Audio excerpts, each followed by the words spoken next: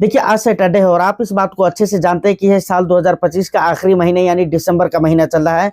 बहुत ही जल्दी हम 2026 के अंदर में इंटर करने वाले हैं। यहाँ पर बहुत सारी बातें हैं जो कि करने के लिए हैं। उनमें से सिर्फ वही बातें हम करने वाले हैं जो कि आपके लिए बेनिफिशियल हो, आपके लिए फायदेमंद हो। जैसे आने वाले 4 से 5 सालों के अंदर अगर आपको किसी सेक्टर के अंदर निवेश करना है, यानी 4 से 5 सालों के लिए, 4 से 5 सालों के अंदर नहीं, 4 से 5 सालों के लिए, तो कौन सा ऐसा सेक्टर है जिस पे आप नज़र रख सकते हैं फिलहाल के परफॉर्म के अकॉर्डिंग।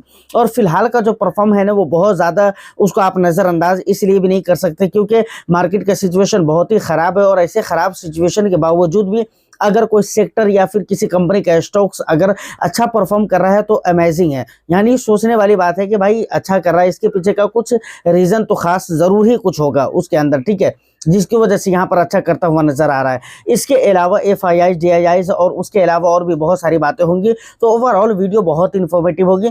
बस एक लाइक कर दीजिए, शेयर कर दीजिए। चैनल को अगर अभी तक आपने सब्सक्राइब नहीं किया है तो चैनल को भी ज़रूर सब्सक्राइब कर ले, क्योंकि आपको पता है कि इस तरह के इंटरेस्टिंग कंटेंट बी फाइनेंसर के ऊपर मैं आपके लिए लेकर आता रहता हूँ। देखिए सबसे पहले अगर हम मार्केट आउटलुक को लेकर बात करें, मार्केट के परफॉर्म को लेकर बात करें, हाल फिलहाल का जो 13 तारीख का मार्केट का परफॉर्म रहा है वो बहुत अच्छा नहीं रहा है US मार्केट का, ठीक है। और बहुत अच्छा कुछ वहाँ पर देखने को नहीं मिल रहा है। गिफ्ट निफ्टी के अंदर हम जो कि वोलेटिलिटी को बतलाता है, वो चीज़ अगर आप वहाँ पर देखेंगे तो उसके अंदर भी आपको अच्छा खासा लगभग 0.5% का दबाव आपको देखने को मिल रहा है। तो ये जो सिचुएशन है वो अभी तक है गिफ्ट निफ्टी का। खैर ये चेंज रहता है, ठीक है, ये चेंज होते रहता है, ठीक है। मार्केट के जैसे जैसे करीब पहुंचेंगे वैसे वैसे जो सिचुएशन होगा वो करंट सिचुएशन आपको पता चल पाएगा कि क्या मार्केट की हालतें रह सकती हैं। फिलहाल तो कुछ ऐसा नज़र नहीं आ रहा है। उसके बाद US की मार्केट हो या फिर यूरोप की मार्केट हो, कहीं भी आप अगर देखेंगे तो वहाँ पर दबाव ही देखने को मिल रहा है। बहुत अच्छे ज़्यादा रिजल्ट वहाँ पर अच्छे देखने को नहीं मिल रहे हैं। तो ये सारे संकेत है जिसकी वजह से, प्लस एक बात जो सेंटीमेंट है वो तो है ही है। तो ये 2-3-4 मैटर ऐसे हैं जिसकी वजह से मैं आपको ये कह रहा हूँ कि भाई सोमवार का जो मार्केट है फिलहाल की सिचुएशन के अकॉर्डिंग तो ऐसा नहीं लग रहा है कि भाई बहुत अच्छा रह सकता है। बट हाँ, आने वाला दिनों में उसका इंतजार जरूर रहेगा। समय का इंतजार कीजिए, देखिए क्या रहता है। एग्जैक्ट तो आपको कोई भी नहीं बता सकता, मैं भी आपको एग्जैक्ट नहीं बता रहा हूँ, बल्कि अनुमानित तौर पे जो समझ में आ रहा है वही चीजें मैं आपको बता रहा हूँ, ठीक है। ये थी पहली बात जो कि मैंने आपको बता दिया है। अब अगर मैं दूसरी बात करूं तो यहाँ पर दूसरी जो चीज़ है वो बहुत मेन है। मार्केट आने वाला समय में कैसा परफॉर्म करेगा। तो आने वाला समय की अगर मैं बात करूं तो मेरा मतलब आने वाला समय से है कि भाई 2026, ठीक है ना, 2026 में कैसा परफॉर्म करेगा। शुरुआती का टाइम बहुत अच्छा नहीं रहेगा। शुरुआती के टाइम अच्छा ना रहने के पीछे का रीज़न है कि मार्केट के अंदर आप देख रहे हैं कि भाई बहुत ज़्यादा वोलेटिलिटी है। और आज 14 या 15 तारीख है दिसंबर की, तो अब 14-15 दिन और भी बचे हुए हैं। तो ऐसा तो नहीं है कि 14-15 दिन के अंदर बहुत अच्छा कुछ हो जाएगा मार्केट के अंदर। तो इसीलिए मैं आपको बोल रहा हूँ, काफ़ी सारी चीज़ें हैं जो कि उलझी हुई हैं। आपको मालूम है कि US और इंडिया को लेकर ट्रेड डील वगैरह को जो बातें हो रही है वो मामला है। उसके अलावा अगर मामला करूँ तो FIIs और DIIs का जो मामला है वो आपके नज़रों के सामने है, जो आप देख रहे हैं कि FIIs लगातार इंडियन स्टॉक मार्केट से बिकवाली कर रहे हैं। इसके अलावा अगर इंडियन करेंसी को अगर आप देखेंगे तो लगातार वीक होता हुआ जा रहा है, जो 90 रुपये तक पहुंच चुका है। यानी $1 बराबर 90 रुपये कुछ पैसे हो चुके हैं। तो कहने का मतलब ये है सर, प्लस अगर क्वार्टर रिजल्ट को देखेंगे तो क्वार्टर रिजल्ट भी इतने अच्छे नहीं है, ठीक है, इम्प्रूव हुए हैं, पहले से काफ़ी ज़्यादा इम्प्रूव है, लेकिन इतने भी ज़्यादा इम्प्रूव नहीं है कि हम ये कह दें कि भाई आने वाला जो 15 दिन है, 20 दिन है या 14 दिन है उसके बाद लगातार मार्केट सही हो जाएगा। नहीं होगा सर। लगातार ये कई सारी चीज़ें हैं जो कि मैं आपको आपके सामने रख दिया हूँ। अब ये सारी चीज़ें 14-15 दिनों के अंदर सही हो जाएगी ऐसा तो हम नहीं बिल्कुल मान सकते, ठीक है, और होने के चांसेस भी नहीं है। तो मैं इसीलिए आपको कह रहा हूं कि शुरुआती के जो समय रहने वाले हैं वो बहुत अच्छे नहीं रहेंगे। लेकिन कुछ एक्सपर्ट हैं जिनके आप राय पढ़ेंगे तो उनका कहना है कि भाई मार्केट जैसे जैसे बजट के करीब पहुंचता जाएगा वो अच्छा होता हुआ जाएगा। प्लस क्वार्टर वगैरह के रिजल्ट अगर इम्प्रूव होते रहें, उसके अलावा तिमाही के रिजल्ट जो हैं, उसके साथ साथ जो है GDP वगैरह के जो आंकड़े आते हैं, इन्फ्लेशन के जो आंकड़े आते हैं, जॉब लॉस या जॉब गेन के जो आंकड़े आते हैं, इस तरह के आंकड़े अगर इंडिया के अंदर सही निकल कर आते रहे तो आने वाला समय में जैसे जैसे मार्केट बजट के करीब जाता जाएगा, यानी 2026 का जो बजट है उसके करीब पहुंचता जाएगा, मार्केट का लुक सही होता हुआ चला जाएगा। और ये बात कुछ हद तक के मुझे भी समझ में आ रही है, क्योंकि मार्केट का बजट आने में अभी काफी समय है। मतलब देश का बजट आने में अभी काफी समय है, मार्केट का बजट नहीं, देश का बजट, ठीक है, आने में अभी समय है। तो हो सकता है कि इस बीच में कुछ इम्प्रूवमेंट देखने को मिले। वो इम्प्रूवमेंट किसी भी क्षेत्र में देखने को मिल सकते हैं। एफआईआईज के तौर पे आपको इम्प्रूवमेंट देखने को मिल सकता है, या फिर इंडियन रुपीस के मामले में वहां पर इम्प्रूवमेंट देखने को मिल सकता है। यानी ऐसा हो सकता है कि भाई रुपया एप्रिशिएट हो जाए, और जितना ज्यादा अभी एप्रिसिएशन आपको देखने को मिल रहा है डॉलर के अंदर, वो डिप्रिशिएट हो जाए, ऐसा हो सकता है। तो ये पॉसिबल है।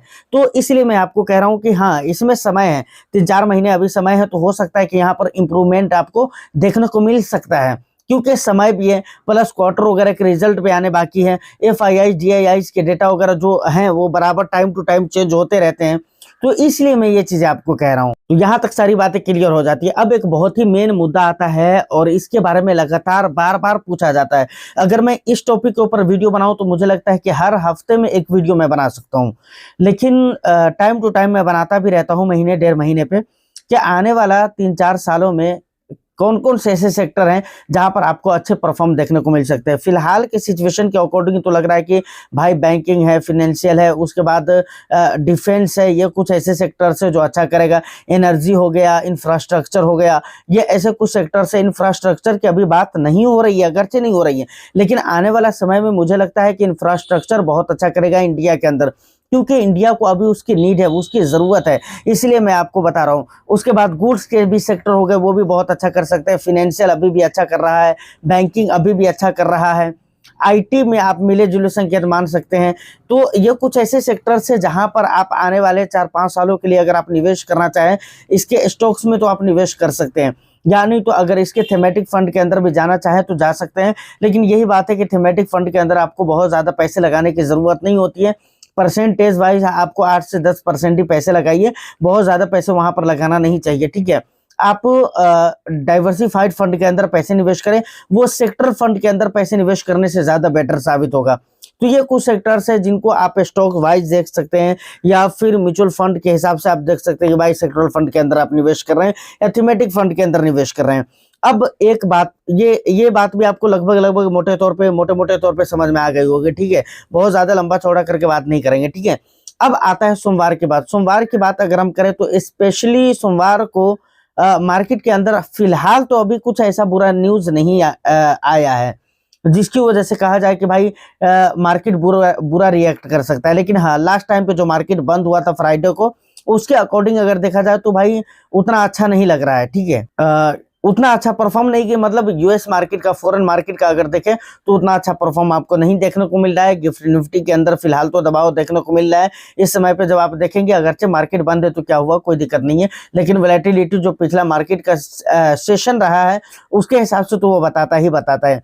तो फिलहाल तो अभी कुछ ऐसा अच्छा नहीं लग रहा है और कुछ बुरा न्यूज भी नहीं आया है। तो फिलहाल आप फ्राइडे की जो मार्केट है उसी एंगल से आप मंडे की मार्केट को देख सकते हैं। इस बीच में अगर कोई अच्छी या बुरी खबर आ जाती तो वो एक अलग बात है, लेकिन अभी तक नहीं आई है, तो अभी तक तो हम फ्राइडे के एंगल से ही देख सकते हैं। और हमें ऐसा लगता है कि भाई मार्केट के अंदर जिस तरह फ्राइडे को वोलेटिलिटी रही है, जिस तरीके से लास्ट टाइम पे लास्ट ट्रेडिंग सेशन में मार्केट के अंदर कुछ अच्छा उतना देखने को नहीं मिला है, उसी तरीके से मंडे की मार्केट भी रहेगी।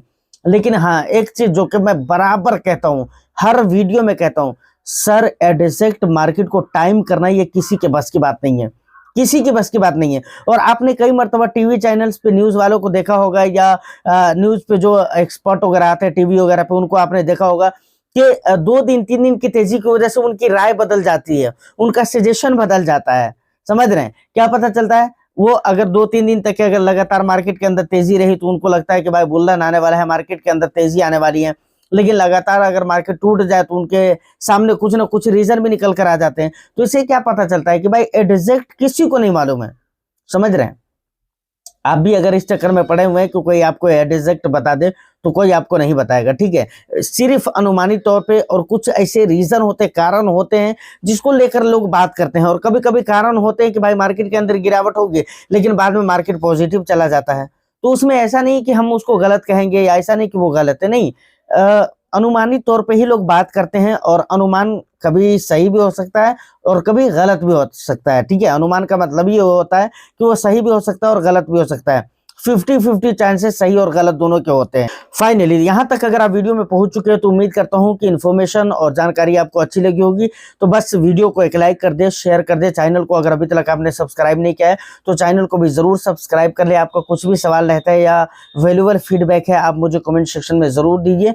मैं उसको जरूर देखता हूँ, रीड करता हूँ, और आने वाला समय में अगर जरूरत पड़ती है तो मैं उस हिसाब किताब से वीडियो भी लेकर जरूर ही आता हूँ। All the best. Thank you for watching.